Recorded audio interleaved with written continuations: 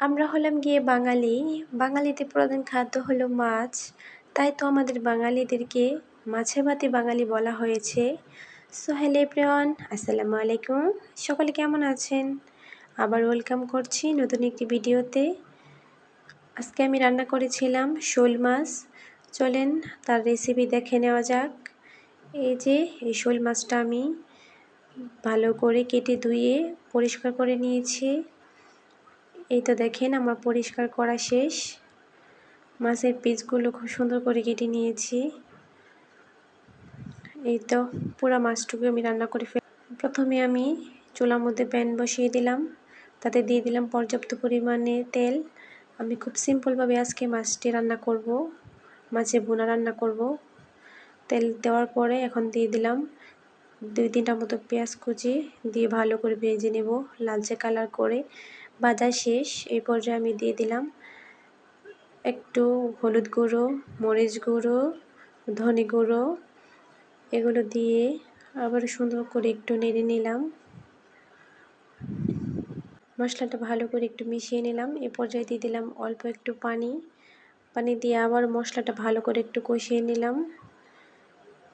এই তো মশলা কষানো হচ্ছে।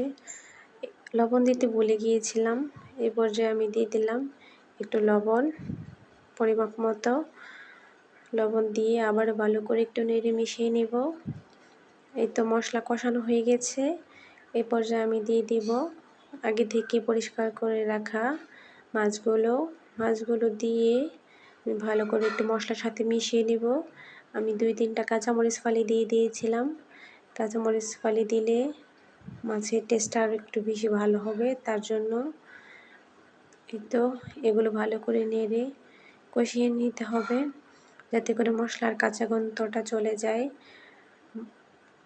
যে কোনো তরকারি ভালো করে কষিয়ে রান্না করলে সেই খাবারের টেস্টটা একটু বেশি ভালো হয়। এ পর্যায়ে আমি দিয়ে দিলাম পর্যাপ্ত পরিমাণে ঝোল দেওয়া হয়ে গেছে। এই তো বলক চলে এসেছে। আমার রান্নাটা প্রায় শেষের দিকে। আর একটু পানিটা টেনে আসলেই আমি তুলে নেব। এই তো পানিটা কমে এসেছে, মাছটা পুরোপুরি সিদ্ধ হয়ে গিয়েছে। আমি একটু ঝোল ভুনা করব আজকে। রান্না করা শেষ। এ পর্যায়ে আমি একটা বাটির মধ্যে নামিয়ে নিব। একবার এরকম করে মাছ ভুনা খেয়ে দেখবেন, ভীষণ টেস্ট হয়।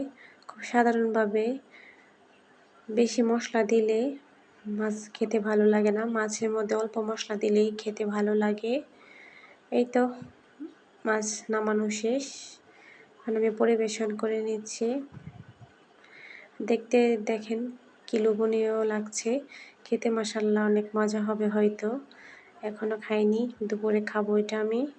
আজকে এ পর্যন্তই। সকলে ভালো থাকবেন, সুস্থ থাকবেন। আল্লাহ হাফেজ।